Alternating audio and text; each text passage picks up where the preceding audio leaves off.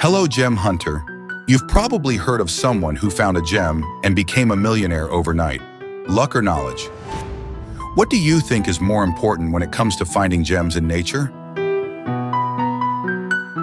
But to what extent can such a feat be considered pure luck or the result of knowledge about finding gems? Well, that's what we're going to talk about in today's video. To help you understand, I'd like to introduce you to this beautiful sapphire known as Star of Adam. It's the size of an apple, weighs 1,404.49 carats, and is valued at over $300 million. Now imagine for a moment that you're walking through nature, collecting some colorful pebbles on the banks of a river in your area, when suddenly you come across a very beautiful and colorful stone. You remove the dirt, clean the stone thoroughly to find out what it is. But would you be able to tell that the stone you found is actually a precious stone of high value? Well, the truth is that when it comes to finding gemstones in nature, the situation is always different from the story I've just told you, because gemstones in their raw state are usually opaque and ugly. In this case, you are more likely to find an ugly stone, and not knowing what it is, throw it away thinking it's just an ordinary stone. But what can you do to make sure that such a find doesn't go unnoticed? The first thing you need to look at to determine if a stone is suspect is how much heavier it is than an ordinary stone of the same size. There are rare exceptions, but high-value gemstones such as rubies, sapphires, diamonds, and emeralds tend to be heavier than ordinary stones of the same size. You should keep this in mind as it will prevent you from throwing away a valuable stone. Sapphires, for example, are very dense and can reach a relative density of up to 4. This means that they can be 4 times heavier than water. To give you an idea, the most common stone found in rivers, such as quartz, has an average density of about 2.7, which means that if you hold a ruby or sapphire in one hand and a quartz crystal in the other, you'll notice which one is heavier based on its size.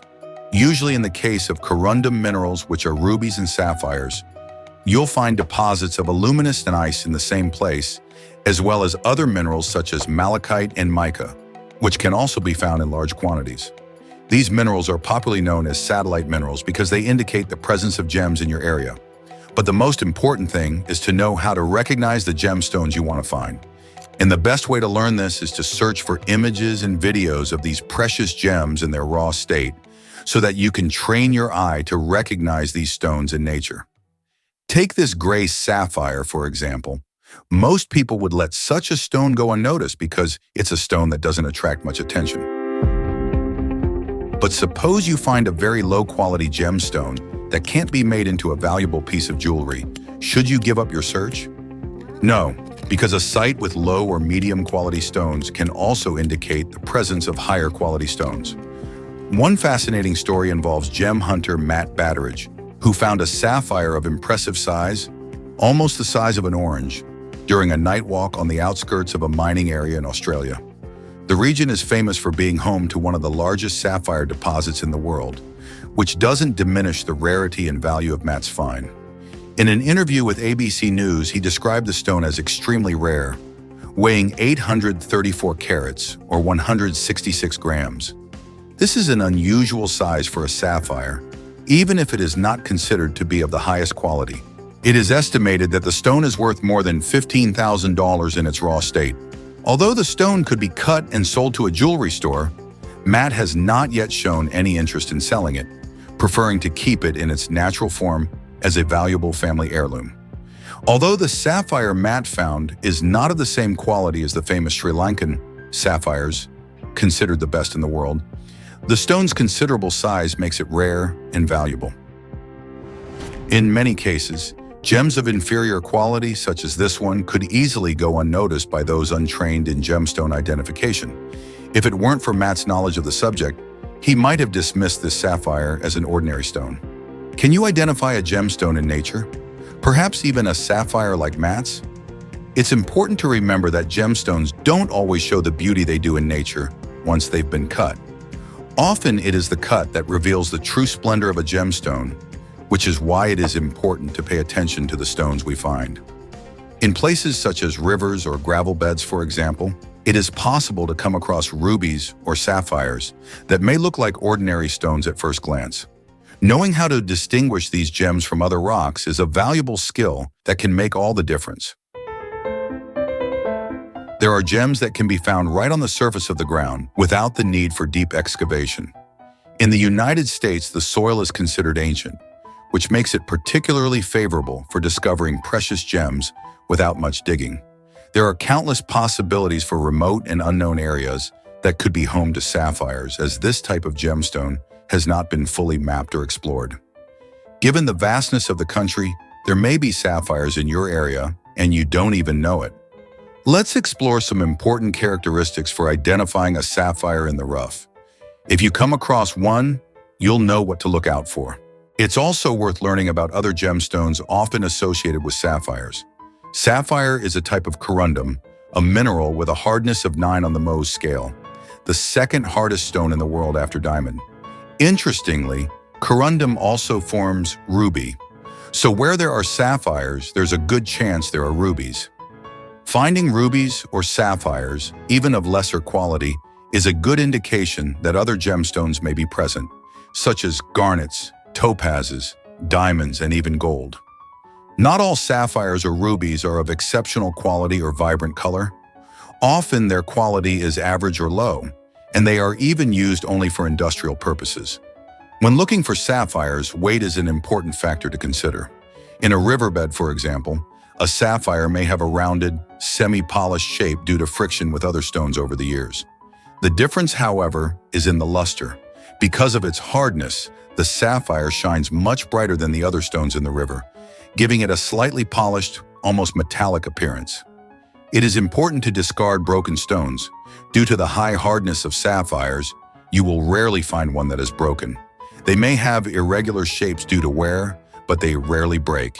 If a sapphire or ruby breaks, the fracture will be irregular and opaque because these stones do not have a perfect cleavage. On the other hand, stones of lesser hardness, such as quartz, break more easily, leaving smooth, shiny surfaces similar to broken glass, something that doesn't happen with rubies or sapphires. When exploring, it's important to pay attention to these details to increase your chances of identifying a gemstone in its natural state. Maybe the next rare find is right under your feet? Some gemstones manage to retain their original crystalline appearance, such as sapphire, which often has a hexagonal shape with 6 sides and peasant ends.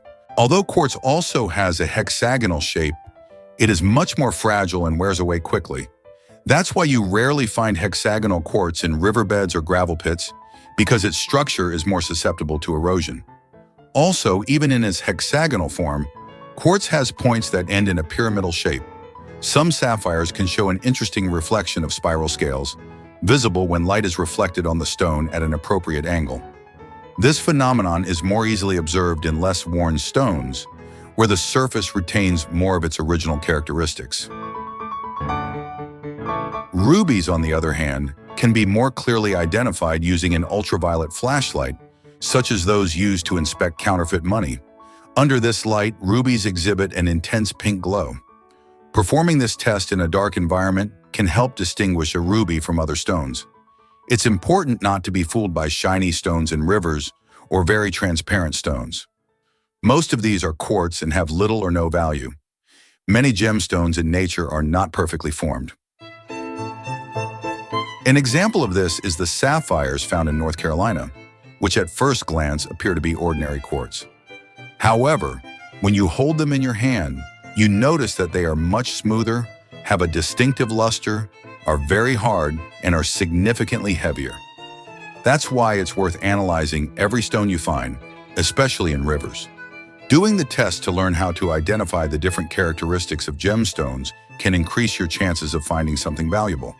While some finds, like Matt's giant sapphire, may seem like luck, knowledge and attention to detail are essential in distinguishing an ordinary stone from a precious one. Many people, with a little courage and a willingness to venture out, end up finding real hidden treasures in nature. Whether walking through the woods or exploring the banks of a river, many of our subscribers share their discoveries of gems and precious stones here in the comments. If you're interested in taking up this therapeutic hobby that connects you with nature and can also turn into an extra income, now is the time to start. Who knows, you might even discover a new deposit of some unknown mineral out there.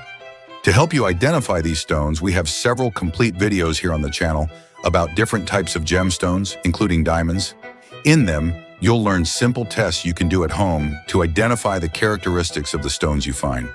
But if you prefer to have all this knowledge organized in one place, go to the first link in the description of this video and buy our ebook, Gemology for Beginners. It's a complete illustrated resource, including a mineral dictionary, where you'll learn the most important characteristics of all the world's precious and semi-precious stones. Also, feel free to comment on where you're looking from and if you've found any of the stones mentioned. Thank you for liking and subscribing to our channel, and for those of you who have purchased our gemology book, know that you are helping to keep this project going. Good luck, Gem Hunter.